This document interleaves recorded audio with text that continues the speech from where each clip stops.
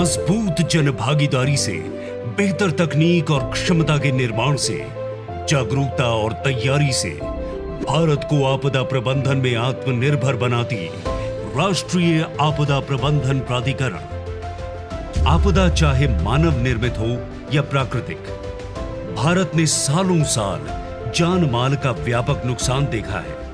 दर्दनाक भोपाल गैस त्रासदी, ओडिशा में सुपर साइक्लोन, गुजरात का भयावह भूकंप या न जाने कितने ही बाढ़, भूस्खलन व अन्य आपदाएं।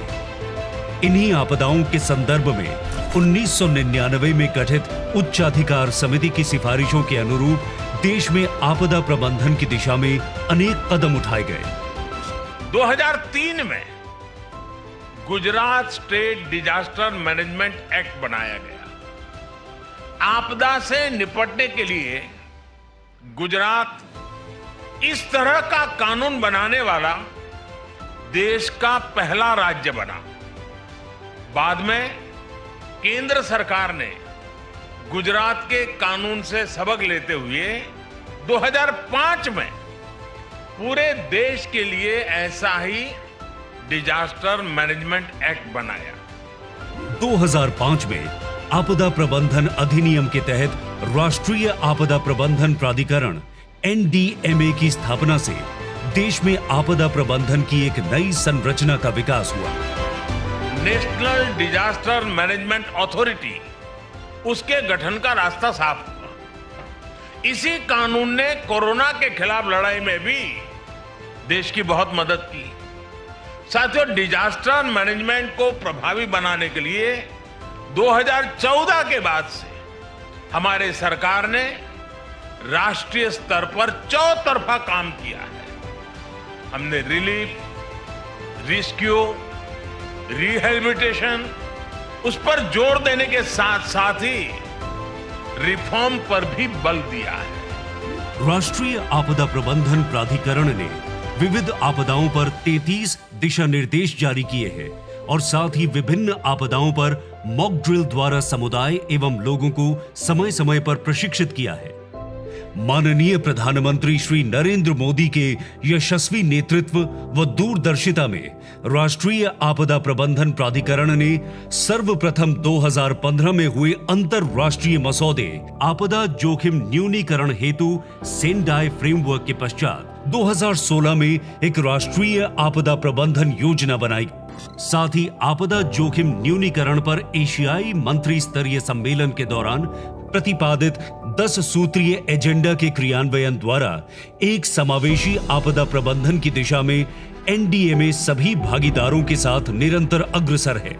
2006 में NDRF का गठन हुआ।